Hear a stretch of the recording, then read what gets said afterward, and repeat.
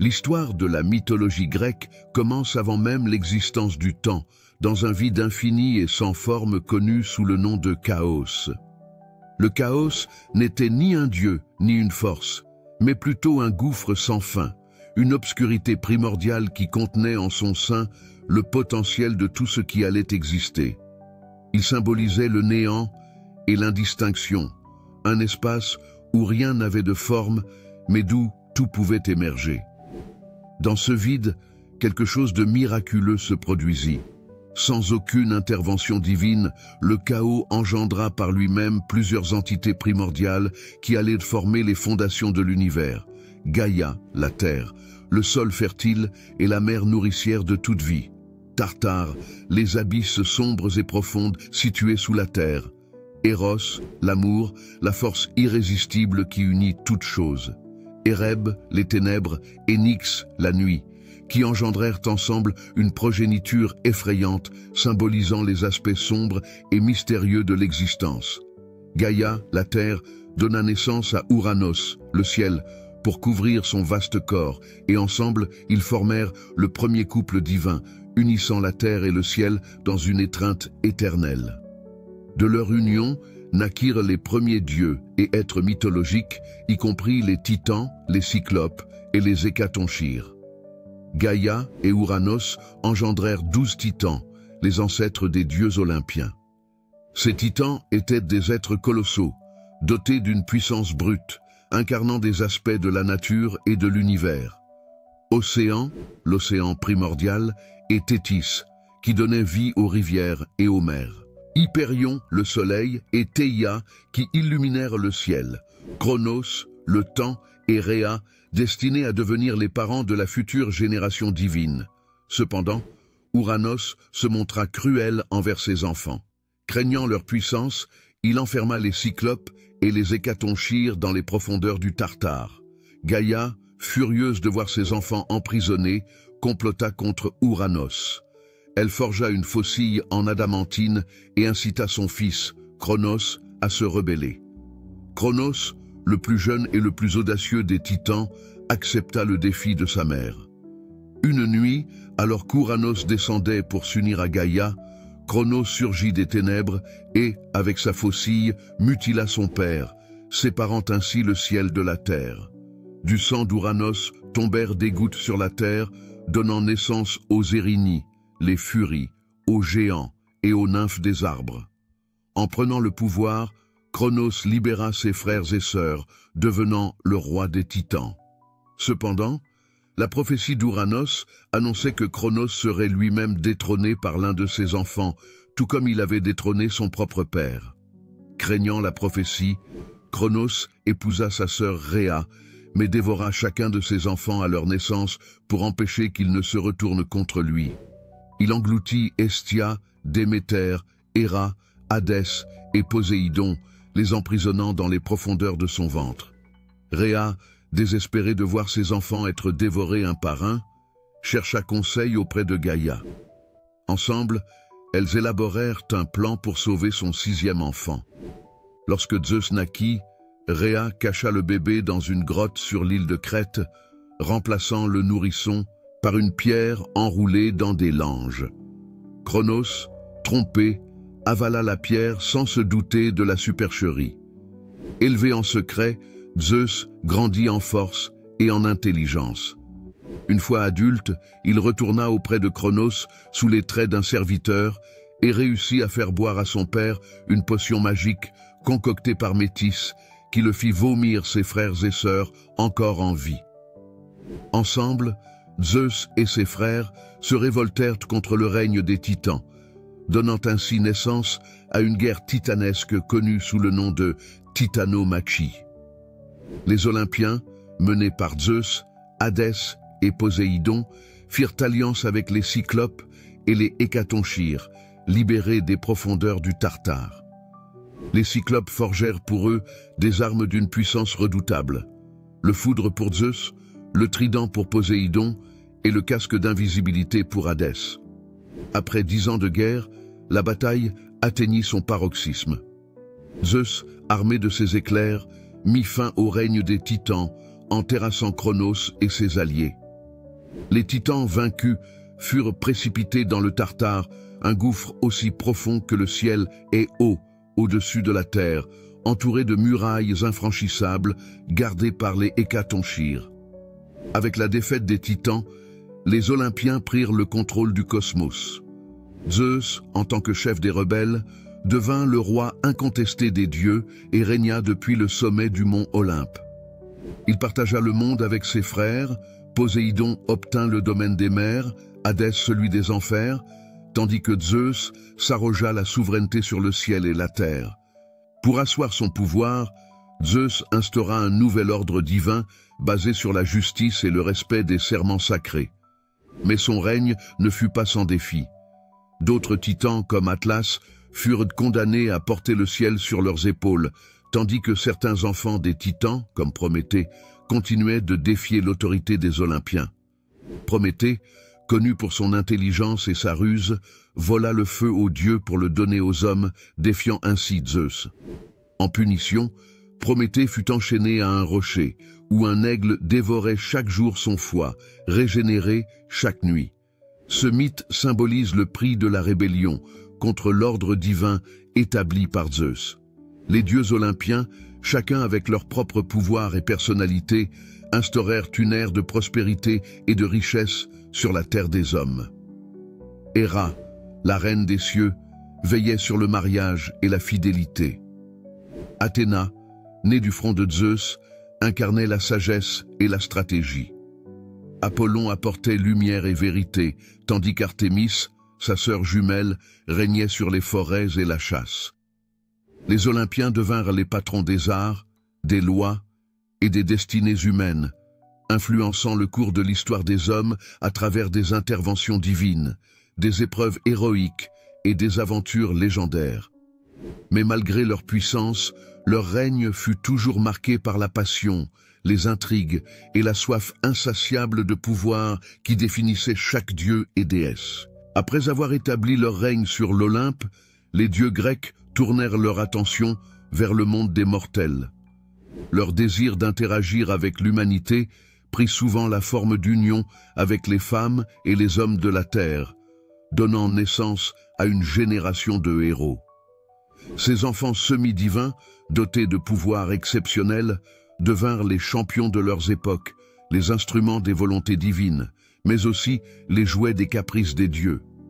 Zeus, roi des dieux, fut particulièrement prolifique. Ses amours avec des mortels produisirent de nombreux héros légendaires tels que Héraclès, Persée et Minos. Ces héros devinrent les figures centrales des mythes, accomplissant des exploits grandioses qui allaient marquer à jamais l'imaginaire grec. Cependant, les dieux eux-mêmes étaient liés par les fils du destin, Moirai, qu'ils ne pouvaient défier sans subir des conséquences tragiques. Thétis, une déesse marine, reçut une prophétie annonçant que son fils surpasserait son père. Pour éviter que cette prophétie ne mette en péril leur propre suprématie, les dieux arrangèrent le mariage de Thétis avec un mortel, Pélée.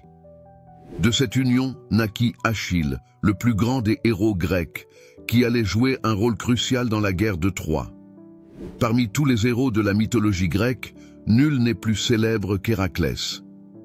Fils de Zeus et d'Alcmène, une princesse mortelle, il incarne à la fois la puissance divine et la souffrance humaine. Héra, l'épouse jalouse de Zeus, haïssait Héraclès dès sa naissance et tenta à plusieurs reprises de le tuer. Mais le destin d'Héraclès était de triompher des obstacles imposés par les dieux. En proie à la folie envoyée par Héra, Héraclès tua sa propre famille dans un accès de rage.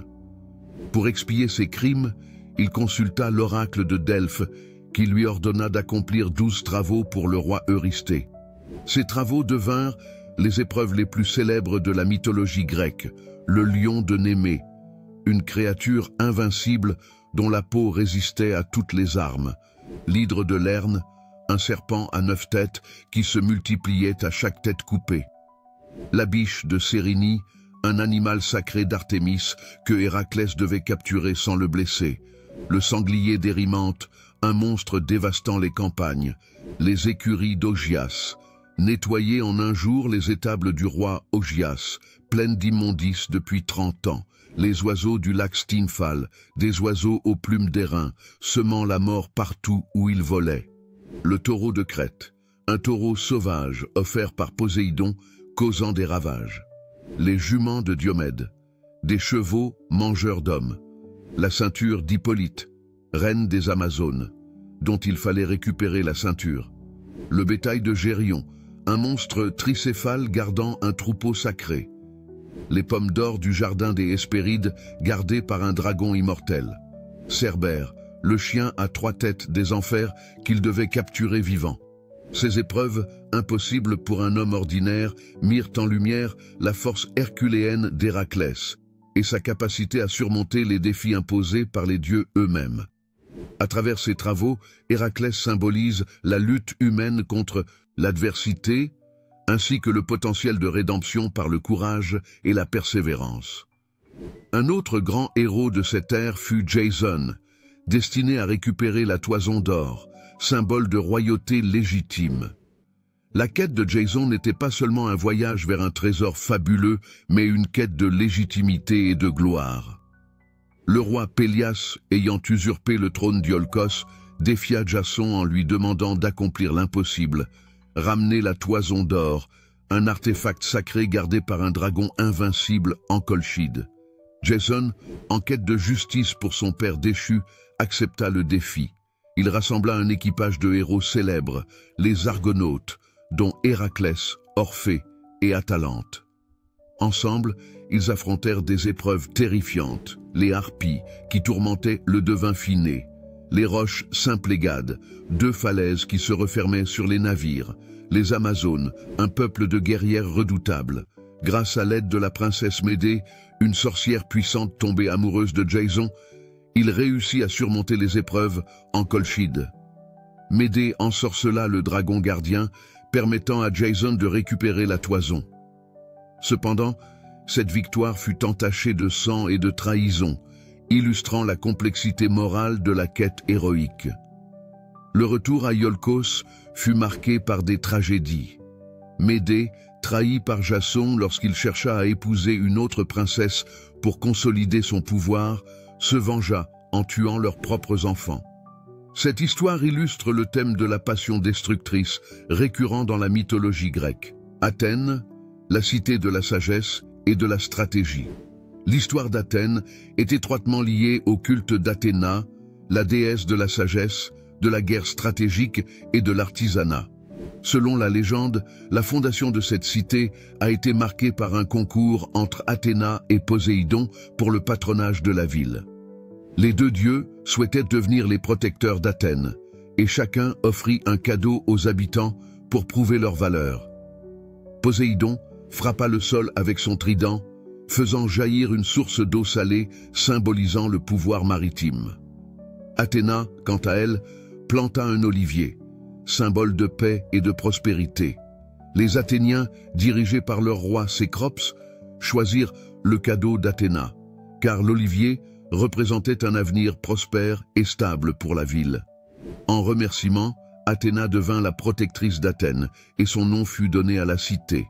Le temple du Parthénon fut érigé en son honneur sur l'acropole où les Athéniens organisaient des fêtes et des processions pour célébrer leur déesse bienfaitrice.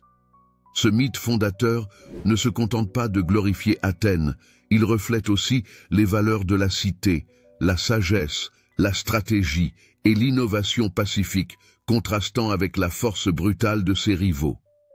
Sparte, la légende des jumeaux fondateurs, Castor et Pollux. La ville de Sparte, en Laconie, est associée à des valeurs de courage, de discipline et de loyauté. Contrairement à Athènes, Sparte n'était pas dédiée à une seule divinité protectrice, mais à une série de héros et de dieux qui symbolisaient la force militaire et l'endurance. Le mythe des Dioscures, Castor et Pollux est particulièrement important dans la culture spartiate. Né de Léda, la reine de Sparte, et de Zeus, pour Pollux, et de Tyndare, pour Castor, ces 2 frères jumeaux étaient considérés comme les protecteurs des guerriers. Bien qu'ils aient des origines semi-divines, Les Dioscures partagèrent des aventures héroïques, protégeant les mortels en danger et participant à des batailles légendaires. Les Spartiates se revendiquaient descendants des Dioscures, invoquant leur aide dans les batailles grâce à des rites spéciaux. Cette relation symbolique avec les héros les plus vaillants de la mythologie renforçait l'identité de Sparte en tant que cité de guerriers intrépides. Corinthe, située sur l'isthme reliant le Péloponnèse au continent, est une cité au carrefour des cultures. Fondée selon la légende par Sisyphe, fils d'Éole, Corinthe était célèbre pour sa richesse commerciale et son port prospère. Sisyphe, le fondateur mythique, est connu pour sa ruse et son intelligence hors du commun. Il fut condamné par Zeus à pousser éternellement un rocher en haut d'une colline, seulement pour le voir rouler à nouveau au pied de celle-ci. Cette punition éternelle était le résultat de la défiance de Sisyphe envers les dieux, car il osa tromper la mort elle-même. Ce mythe de Sisyphe symbolise l'ingéniosité et la ténacité des Corinthiens, capables de surmonter les défis grâce à la ruse et la persévérance. Puissante que les mystères d'Éleusis étaient parmi les cultes les plus secrets et sacrés de la Grèce antique. Ils célébraient le mythe de Déméter et de Perséphone, illustrant le cycle des saisons et la Renaissance. Selon le mythe, Perséphone, fille de Déméter, fut enlevée par Hadès pour devenir la reine des enfers. Déméter, déesse de la moisson, plongea la terre dans une famine en cherchant sa fille. Finalement, un compromis fut trouvé, permettant à Perséphone de passer une partie de l'année aux enfers, hiver, et l'autre partie sur terre, printemps. Ce mythe symbolise l'espoir du renouveau et le cycle éternel de la vie et de la mort, reflété dans les cérémonies mystiques des mystères d'Éleusis, réservés aux initiés. Le culte de Dionysos, le dieu du vin, des fêtes et de l'extase, donna naissance à une autre tradition clé, le théâtre grec. Chaque année, à Athènes, les Dionysies étaient célébrées avec des processions, des sacrifices et des représentations théâtrales. Ces festivités incluaient des tragédies et des comédies, explorant les profondeurs des passions humaines, des dilemmes moraux et des interventions divines. Les grands dramaturges grecs, tels qu'Échille, Sophocle et Euripide, utilisaient ces représentations pour mettre en scène des récits épiques où dieux et héros confrontaient leur destinée, renforçant le lien entre religion et art. Les Jeux olympiques, organisés à Olympie, étaient dédiés à Zeus, le roi des dieux. Ces jeux symbolisaient la fraternité entre les cités grecques, mettant en pause les guerres pour célébrer l'excellence humaine. Les athlètes, considérés comme les favoris des dieux, participaient à des compétitions d'endurance reflétant la quête grecque d'honneur et de gloire. Les Grecs croyaient que chaque aspect de la vie était sous la protection d'un dieu ou d'une déesse. Les familles avaient des autels domestiques pour honorer Hestia, la déesse du foyer, tandis que les voyages commençaient par des prières à Hermès. Les dieux étaient consultés pour la santé, la fertilité, les récoltes et même pour des succès commerciaux. Les Grecs vivaient dans un monde où le sacré et le profane étaient intrinsèquement liés. Chaque action significative, qu'il s'agisse d'une récolte, d'un mariage ou d'un voyage en mer, nécessitait des rites, des offrandes et des sacrifices pour gagner la faveur divine. Malgré leur influence, les dieux grecs commencèrent à perdre leur emprise avec l'émergence de nouvelles religions, notamment le christianisme. Les philosophes comme Platon et Aristote commencèrent à remettre en question les mythes traditionnels, ouvrant la voie à une réflexion plus abstraite sur la divinité. Au IVe siècle de notre ère, l'empereur romain Théodose interdit les cultes païens, marquant la fin officielle des pratiques religieuses polythéistes. Les temples furent fermés ou convertis en églises, et les mythes grecs devinrent des vestiges culturels, survivant uniquement dans la littérature et l'art. Le IVe siècle de notre ère fut marqué par un bouleversement majeur, la montée en puissance du christianisme. À cette époque, le monde gréco-romain subissait de profonds changements sociaux, culturels. Les athlètes, considérés comme les favoris des dieux, participaient à des compétitions d'endurance reflétant la quête grecque d'honneur et de gloire. Les Grecs croyaient que chaque aspect de la vie était sous la protection d'un dieu ou d'une déesse. Les familles avaient des autels domestiques pour honorer Hestia, la déesse du foyer, tandis que les voyages commençaient par des prières à Hermès. Les dieux étaient consultés pour la santé, la fertilité, les récoltes et même pour des succès commerciaux. Les Grecs vivaient dans un monde où le sacré et le profane étaient intrinsèquement liés. Chaque action significative, qu'il s'agisse d'une récolte, d'un mariage ou d'un voyage en mer, nécessitait des rites, des offrandes et des sacrifices pour gagner la faveur divine. Malgré leur influence, les dieux grecs commencèrent à perdre leur emprise avec l'émergence de nouvelles religions, notamment le christianisme. Les philosophes comme Platon et Aristote commencèrent à remettre en question les mythes traditionnels, ouvrant la voie à une réflexion plus abstraite sur la divinité. Au IVe siècle de notre ère, l'empereur romain Théodose interdit les cultes païens, marquant la fin officielle des pratiques religieuses polythéistes. Les temples furent fermés ou convertis en églises, et les mythes grecs devinrent des vestiges culturels, survivant uniquement dans la littérature et l'art. Le IVe siècle de notre ère fut marqué par un bouleversement majeur, la montée en puissance du christianisme. À cette époque, le monde gréco-romain subissait de profonds changements sociaux, culturels. Bien que les cultes dédiés aux dieux grecs aient disparu, les récits mythologiques continuèrent à influencer les arts et les lettres. Pendant la Renaissance, des artistes et des écrivains comme Raphaël, Botticelli et Shakespeare ravivèrent ces récits, fascinés par la richesse symbolique des mythes antiques. Les mythes grecs devinrent des sources d'inspiration pour explorer des thèmes universels comme l'amour, la trahison, le destin et la bravoure. Ils furent réinterprétés à travers les siècles pour refléter les préoccupations culturelles de chaque époque, trouvant une nouvelle vie dans les œuvres littéraires, artistiques et philosophiques.